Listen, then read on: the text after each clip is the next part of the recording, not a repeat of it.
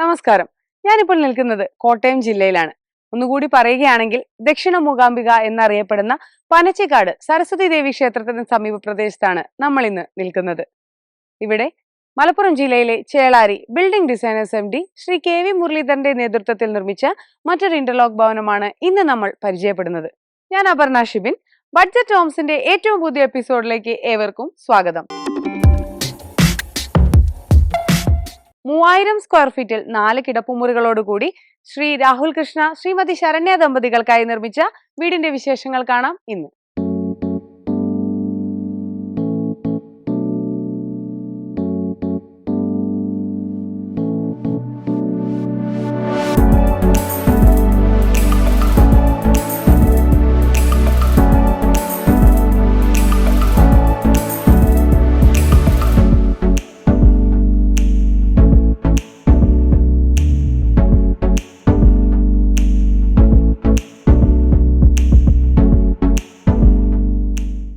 വീടിനെ മനോഹരമാക്കുന്നത് അതിന്റെ എലിവേഷൻ തന്നെയാണ്. ഇവിടെ RCC ഫ്ലാറ്റ് റൂഫ് ചെയ്തിരുന്ന വീടിന്റെ മുകളിലായിട്ട് സ്ലോപ്പ് റൂഫിൽ ട്രസ് വർക്ക് ചെയ്ത് ബ്രൗൺ കളർ സെറാമിക് ഓട് വിരിച്ചതോടുകൂടി കൂടുതൽ മനോഹരമായി. എൽ ഷേപ്പിൽ വരുന്ന ഒരു വലിയ സിറ്റ് ഔട്ടിലേക്കാണ് നമ്മൾ ആദ്യം കടക്കുന്നത്. 2 വശങ്ങളിലായിട്ട് ഇതിന് നീളത്തിലുള്ള സ്റ്റെപ്സ് ആണ് ഇവിടെ നൽകിയിട്ടുള്ളത്. സിൽക്കി ബ്രൗണും ഗോൾഡൻ ഷെയ്ഡും വരുന്ന 2 തരം ഗ്രാനൈറ്റുകളാണ് സ്റ്റെപ്പിലും സിറ്റ് ഔട്ടിന്റെ ഇൻസൈഡിലും നമ്മൾ വിരിച്ചിട്ടുള്ളത്. സാധാരണ കാണുന്നതിലും വ്യത്യസ്തമായിട്ടുള്ള ഒരു പില്ലേഴ്സ് ആണ് ഇവിടെ വീടിന് നൽകിയിട്ടുള്ളത്. വീടിന്റെ എലിവേഷൻ കൂടുതൽ മനോഹരമാക്കുന്നത് ഈ പില്ലേഴ്സ് തന്നെയാണ്. സാധാരണ കാണുന്നതിൽ നിന്നും വ്യത്യസ്തമായിട്ടുള്ള വീതി കൂടിയ സ്ക്വയർ പില്ലേഴ്സ് ആണ് ഇവിടെ നൽകിയിട്ടുള്ളത്. കൂടാതെ നമ്മൾ എക്സ്റ്റീരിയറിലേക്ക് കാണുന്ന പോർഷൻസിൽ പില്ലേഴ്സിനും വാൾസിനും എല്ലാം ഗ്രൂസ് നൽകി 2 തരം കളറുകൾ നൽകി മനോഹരമാക്കിയിട്ടുണ്ട്.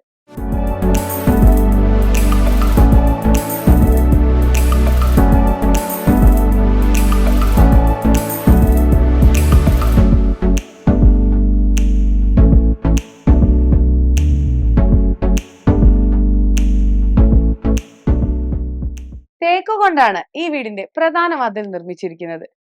വലിയ വീതി വരുന്ന രീതിയിലുള്ള 2 പൊളിയുടെ വാതിലാണ് ഇവിടെ കൊടുത്തിരിക്കുന്നത്. പണ്ടത്തെ വീടുകളിൽ കാണുന്ന തരത്തിലുള്ള ഒരു ഡിസൈൻ വരുന്ന രീതിയിലാണ് ഈ വാതിലിന്റെ കട്ടിള ഇവിടെ നിർമ്മിച്ചിരിക്കുന്നത്. സാധാരണ നമ്മൾ കാണാറുള്ളത് മരത്തിന്റെ വാതിലാണെങ്കിലും ഹാൻഡിൽ സ്റ്റീൽ കൊണ്ടുള്ളതായിരിക്കും. എന്നാൽ ഇവിടെ മരത്തിന്റെ തന്നെ ഹാൻഡിലുകളാണ് നൽകിയിട്ടുള്ളത്. ഈ വീടിന്റെ എല്ലാ വാതിലുകളും ജനലുകളും മരം കൊണ്ട് നിർമ്മിച്ചിട്ടുള്ളവയാണ്. അപ്പോൾ ഇനി വീടിന്റെ അകത്തെ വിശേഷങ്ങളിലേക്ക് കടക്കാം. മെയിൻ ഡോർ കടന്ന് നമ്മൾ എത്തുന്നത് വളരെ വിസ്താരമുള്ള ഒരു ഹാളിലേക്കാണ്. 21 സൈസ് വരുന്ന ഈ ഒരു ഹാളിൽ നിന്നാണ് നമ്മൾ 3 ബെഡ്റൂമുകളിലേക്കുമുള്ള എൻട്രി വരുന്നത്. കൂടാതെ ലിവിംഗ് ഏരിയ, TV ഏരിയ, പൂജ ഏരിയ, സ്റ്റെയർ കേസ് തുടങ്ങിയവയെല്ലാം തന്നെ വരുന്നത് ഈ ഒരു ഹാളിൽ തന്നെയാണ്. വീടിന്റെ അകത്തേക്ക് കടക്കുമ്പോൾ തന്നെ നമുക്ക് കാണാൻ കഴിയും വുഡിന്റെയും ഓഫ് വൈറ്റിന്റെയും മനോഹരമായ ഒരു കളർ കോമ്പിനേഷൻ ആണ് ഈ ഒരു വീട് മുഴുവനായിട്ടും നിൽക്കുന്നത്.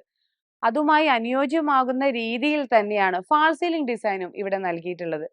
ഒറ്റനോട്ടത്തിൽ വുഡാണെന്ന് തോന്നുമെങ്കിലും ജിപ്സം ബോർഡിൽ ചെയ്ത ഡിസൈൻ വർക്കിൽ വുഡിന്റെ പെയിന്റിങ് ചെയ്യുകയാണ് ചെയ്തിട്ടുള്ളത്. സാധാരണ നമ്മൾ കാണുന്നതിൽ നിന്നും വ്യത്യസ്തമായിട്ടുള്ള ഒരു ഫ്ലോറിംഗ് ആണ് ഈ വീടിന് നമ്മൾ കാണുന്നത്. ഗൃഹനാഥന്റെ പ്രത്യേക താല്പര്യപ്രകാരമാണ് ഗ്രാനൈറ്റ് ഇവിടെ ഉപയോഗിച്ചിരിക്കുന്നത്. മാർക്കറ്റിൽ ഏകദേശം സ്ക്വയർ ഫീറ്റിന് 200 മുകളിൽ വില വരുന്ന രീതിയിലുള്ള ഒരു ഗ്രാനൈറ്റ് ആണ് ഇവിടെ വിരിച്ചിരിക്കുന്നത്. ഫ്ലോറിങ്ങിനോട് നന്നേ മാച്ച് ആവുന്ന രീതിയിലുള്ള ഒരു സോഫ സെറ്റിയാണ് ലിവിംഗ് സ്പേസിൽ നൽകിയിരിക്കുന്നത്.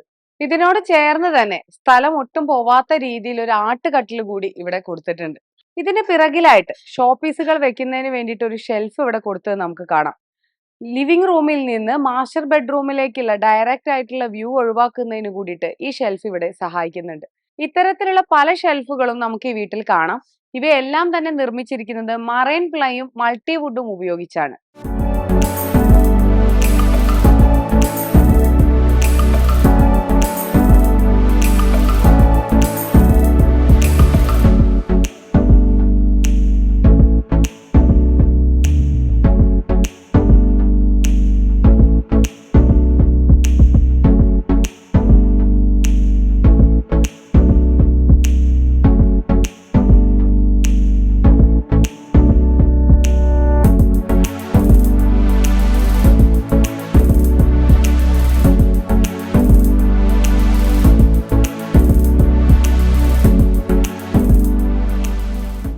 വീടിന്റെ ആദ്യത്തെ ബെഡ്റൂമിലേക്കാണ് നമ്മൾ കടക്കാൻ പോകുന്നത്. 11-13 സൈസിൽ ഡിസൈൻ ചെയ്തിരിക്കുന്ന ഒരു ബെഡ്റൂം ആണിത്. ഡോറ് കടന്നു വരുന്ന ഈ ഒരു വാളിൽ തന്നെയാണ് നമ്മൾ വാർഡ്രോബ് എല്ലാം കൊടുത്തിരിക്കുന്നത്. മറൈൻ പ്ലൈയും മൾട്ടിവുഡും വരുന്ന ഒരു വുഡൻ ഡിസൈൻ വരുന്ന രീതിയിലാണ് ഈ ഒരു വാർഡ്രോബ് ഇവിടെ കൊടുത്തിരിക്കുന്നത്. തൊട്ടുപുറത്തായിട്ട് നമ്മുടെ ബെഡ് കൊടുത്തിട്ടുണ്ട്. ഈ ഒരു ഭാഗത്തായിട്ട് നമുക്ക് കാണാം 2 പാളിയുടെ വിൻഡോ ആണ് നൽകിയിട്ടുള്ളത്. അത് സിറ്റ് ഔട്ടിലേക്ക് ഫേസ് ചെയ്യുന്ന രീതിയിലാണ് ഇവിടെ കൊടുത്തിരിക്കുന്നത്. ജിപ്സം ഫാൾ സീലിംഗ് ചെയ്തിട്ടുള്ള ഈ ഒരു ബെഡ്റൂമിൽ വുഡൻ പാനലിംഗ് ആണെന്ന് തോന്നിപ്പിക്കുന്ന രീതിയിൽ തേക്കിന്റെ ഡിസൈൻ പെയിന്റ് ചെയ്യുകയാണ് ചെയ്തിട്ടുള്ളത്. ഈ ഒരു വശത്തായിട്ട് 4 പൊളിയുടെ വലിയ രീതിയിലുള്ള ഒരു വിൻഡോ തന്നെയാണ് നൽകിയിട്ടുള്ളത്. കൂടാതെ ഈ ഒരു ഭാഗത്തായിട്ട് നമ്മൾ ഡ്രസ്സിംഗ് ഏരിയ സെറ്റ് ചെയ്തിട്ടുണ്ട്. ബാത്റൂമിലേക്ക് കടക്കുന്ന ഈ ഒരു ഡോറിനോട് ചേർന്നിട്ട് ഇവിടെ ഡ്രസ്സിംഗ് ഏരിയ സെറ്റ് ചെയ്തിട്ടുണ്ട്. അവിടേക്കും ആവശ്യത്തിന് നാച്ചുറൽ ലൈറ്റ് എത്തുന്നതിന് വേണ്ടിയിട്ട് സൈഡിലായിട്ട് ഒരു സിംഗിൾ വിൻഡോ നൽകിയിട്ടുണ്ട്. 5-9 സൈസ് വരുന്ന വലിയ വിസ്താരമുള്ള നല്ല ബാത്റൂമാണ് ഈ റൂമിന് നൽകിയിരിക്കുന്നത്.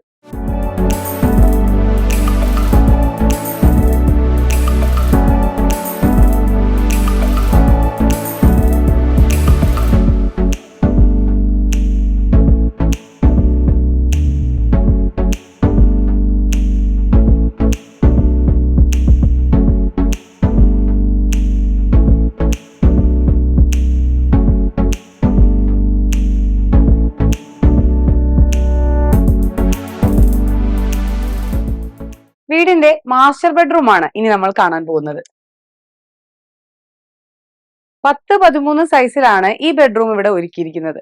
മറ്റു ബെഡ്റൂമുകളിൽ നിന്നും വ്യത്യസ്തമായിട്ട് ഇവിടെ ഒരു ബേ വിൻഡോ പ്രൊവൈഡ് ചെയ്തിട്ടുണ്ട്. നമ്മൾ ഫ്ലോറിന് ഉപയോഗിച്ചിരിക്കുന്ന അതേ ഗ്രാനൈറ്റ് ആണ് ഇവിടെ ഇരിപ്പിടത്തിന് നൽകിയിട്ടുള്ളത്. നമ്മുടെ വീടിന്റെ ബാക്കിലെയുള്ള തോട്ടത്തിലേക്ക് കാണുന്ന രീതിയിലുള്ള ഒരു 4 പൊളി വിൻഡോ കൂടി ഇവിടെ നൽകിയിട്ടുണ്ട്. റൂമിന്റെ വാതിൽ കടന്നു വരുന്ന ആ ഒരു വാളിനോട് ചേർന്നിട്ട് തന്നെ വലിയൊരു വാർഡ്രോബ് കൊടുത്തിട്ടുണ്ട്. കൂടാതെ ഇവിടെ ബെഡിന്റെ ഓപ്പോസിറ്റ് ആയിട്ട് ഒരു ഫോൾഡിംഗ് ടേബിൾ നമ്മൾ കൊടുത്തിട്ടുണ്ട്. ഇപ്പൊ പല വീടുകളിലും നമ്മൾ കാണുന്ന ഒന്നാണിത്. ആവശ്യമുണ്ടെങ്കിൽ മാത്രം നിർത്തി വെക്കാം, അല്ലെങ്കിൽ അത് അടച്ചു വെക്കുകയും ചെയ്യാം. മുകളിലായിട്ട് ഒരു ചെറിയ സ്റ്റോറേജ് യൂണിറ്റും കൂടി അതേ മെറ്റീരിയൽ കൊണ്ട് തന്നെ നിർമ്മിച്ചിട്ടുണ്ട്. മാസ്റ്റർ ബെഡ്റൂമിന്റെ ഇന്റീരിയർ മനോഹരമാക്കുന്നതിന് ഈ ഒരു ഫാൾ സീലിംഗ് ഡിസൈൻ വളരെ ഒരു വലിയ പങ്ക് വഹിക്കുന്നുണ്ട്. പ്രൊഫൈൽ ലൈറ്റുകളും LED ലൈറ്റുകളും ഒരുപോലെ നൽകിക്കൊണ്ട് ലൈറ്റിങ്ങും ഇവിടെ ശ്രദ്ധേയമാണ്. ഒരു ചെറിയൊരു ഡ്രസ്സിംഗ് യൂണിറ്റും അതുപോലെ ബാത്റൂമിന്റെ ഡോറും വരുന്നത് ഈ ഒരു ഭാഗത്താണ്. നമുക്കിവിടെ കാണാം ഫുൾ സൈസ് വരുന്ന വളരെ വലിയ ഒരു മിററും അതിന്റെ ഉള്ളിലായിട്ട് ഒരു സ്റ്റോറേജ് യൂണിറ്റ് കൂടി ഇവിടെ നൽകിയിട്ടുണ്ട്. എല്ലാ ബാത്റൂമിന്റെ ഡോർസും FRP ഡോർസ് ആണ് ഇവിടെ ഉപയോഗിച്ചിരിക്കുന്നത്. പക്ഷെ എല്ലാം വ്യത്യസ്ത ഡിസൈനിലുള്ള നമ്മളെ ഇന്റീരിയറിനോട് മാച്ച് ചെയ്യുന്ന രീതിയിലുള്ളവയാണ് ഉപയോഗിച്ചിരിക്കുന്നത്.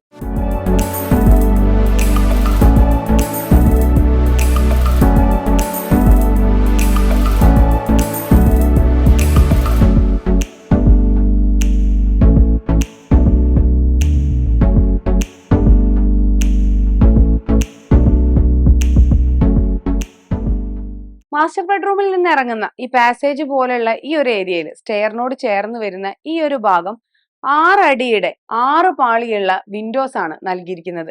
വീടിന്റെ അകത്തേക്കുള്ള നാച്ചുറൽ ലൈറ്റ് ഉറപ്പാക്കുന്നതിന് ഇത് വളരെയധികം സഹായിക്കുന്നുണ്ട്. കൂടാതെ അതിനോട് ചേർന്ന് തന്നെ പുറത്തേക്ക് മുറ്റത്തേക്ക് ഇറങ്ങുന്നതിനായിട്ട് ഒരു ഡോർ കൂടി ഇവിടെ നൽകിയിട്ടുണ്ട്.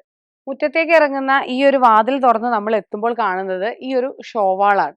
3ാമത്തെ കിടപ്പുമുറിയിലേക്കാണ് നമ്മൾ കടക്കാൻ പോകുന്നത്. 12-12 സൈസിലുള്ള ഒരു സ്ക്വയർ ബെഡ്റൂം ആണിത്.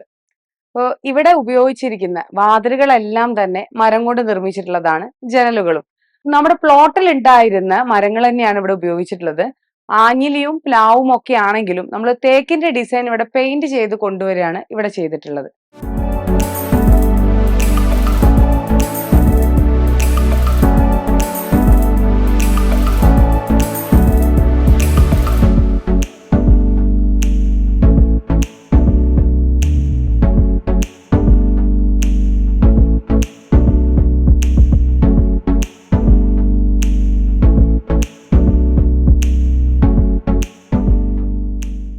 ഈ റൂമിന്റെ അറ്റാച്ച്ഡ് ബാത്റൂം സൗകര്യം എന്താ ഇവിടെയായിട്ടാണ് കൊടുത്തിട്ടുള്ളത്. വുഡിന്റെ ഡിസൈൻ വരുന്ന രീതിയിലുള്ള ഇപ്പൊ മാർക്കറ്റിൽ അവൈലബിൾ ആയിട്ടുള്ള FRP ഡോറുകളാണ് നമ്മൾ ബാത്റൂമിന്റെ ഡോർസിനായിട്ട് ഉപയോഗിച്ചിട്ടുള്ളത്. ലിവിംഗ് ഏരിയയോട് ചേർന്ന് തന്നെയാണ് ഈ വീടിന്റെ ഡൈനിങ് ഏരിയ ഒരുക്കിയിരിക്കുന്നത്. 9-12 സൈസിൽ ഒരുക്കുന്ന ഈ ഒരു ഏരിയയിൽ 4 പേർക്ക് ഇരിക്കാവുന്ന രീതിയിലുള്ള ഒരു അറേഞ്ച്മെന്റ് ആണ് നൽകിയിരിക്കുന്നത്. സാധാരണ വീടുകളിൽ കണ്ടുവരാത്ത ഒരു ഏരിയയാണ് ഇനി നിങ്ങൾക്ക് മുന്നിൽ പരിചയപ്പെടുത്തുന്നത്. ഡൈനിങ് സ്പേസിനോട് ചേർന്ന് തന്നെയുള്ള ഒരു ഏരിയയിലാണ് ഞാനിപ്പോൾ നിൽക്കുന്നത്. ഈ ഒരു ഭാഗത്തായിട്ടാണ് വാഷ് ഏരിയ സെറ്റ് ചെയ്തിരിക്കുന്നത്. ഇവിടെയായിട്ട് ഇസ്തിരി ഇടാനുള്ള സൗകര്യം കൂടി ഒരുക്കിയിരിക്കുന്നു. വീടിന്റെ ഒരു വശത്തേക്കുള്ള മുറ്റത്തേക്ക് ഇറങ്ങുന്ന രീതിയിലാണ് ഈ ഒരു പാഷ്യോ ഇവിടെ ഒരുക്കിയിരിക്കുന്നത്. ആവശ്യത്തിന് കാറ്റും വെളിച്ചവും ഉള്ളിലേക്ക് വരുന്നതിന് വേണ്ടെങ്കിൽ ഈ ഒരു ഓപ്പണിംഗ് തുറന്നിടാവുന്നതാണ്. ഇനി ഇത് എങ്ങനെ ക്ലോസ് ചെയ്യുന്നു എന്നുള്ളത് നമുക്ക് കാണാം.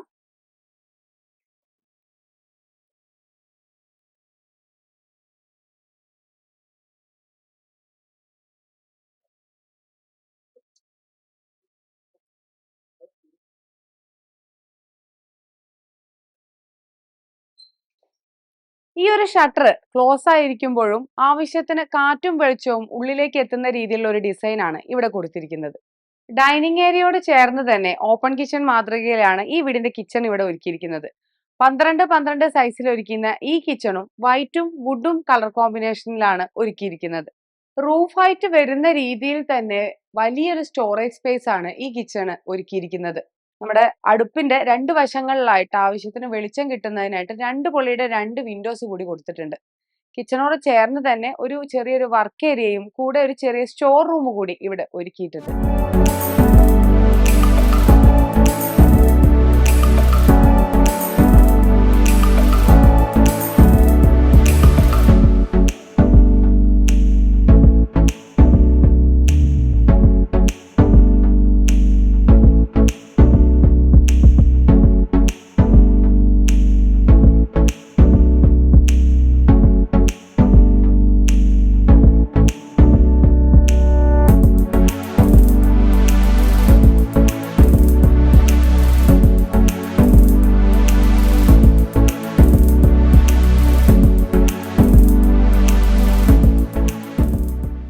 ജിഐയുടെ തന്നെ ഫ്രെയിമില് തേക്ക് മരം ഉപയോഗിച്ചിട്ടുള്ള സ്റ്റെപ്പുകളും ഹാൻഡ് റീലുകളുമാണ് ഇവിടെ ഉപയോഗിച്ചിരിക്കുന്നത്.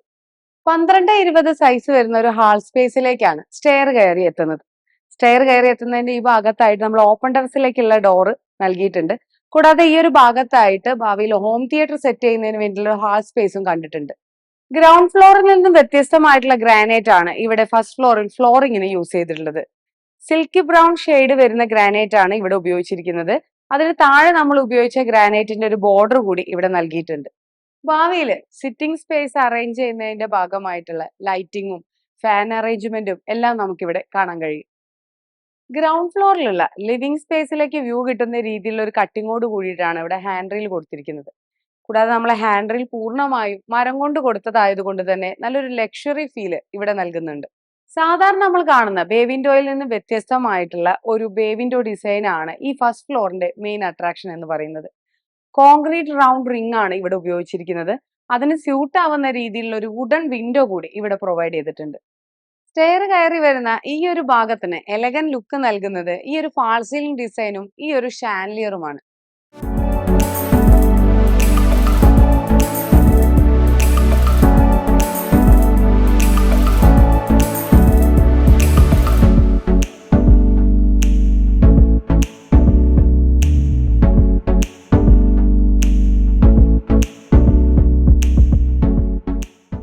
ഫസ്റ്റ് ഫ്ലോറിലെ ഏക ബെഡ്റൂമാണിത്. നമ്മൾ ഗ്രൗണ്ട് ഫ്ലോറിൽ കണ്ടിട്ടുള്ള ആദ്യത്തെ ബെഡ്റൂമിന്റെ അതേ സൈസും അതേ ഡിസൈനും വരുന്ന രീതിയിലാണ് ഈ ബെഡ്റൂം ഇവിടെ ഡിസൈൻ ചെയ്തിരിക്കുന്നത്.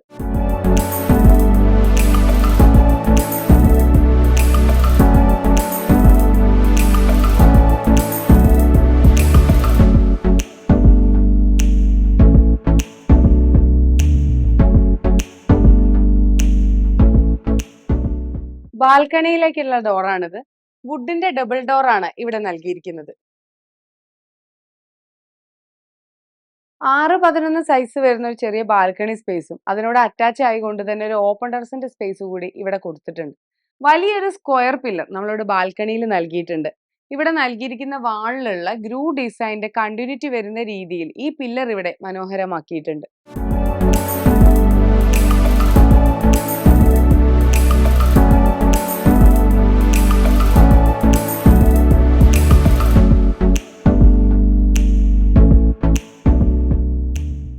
നമസ്കാരം.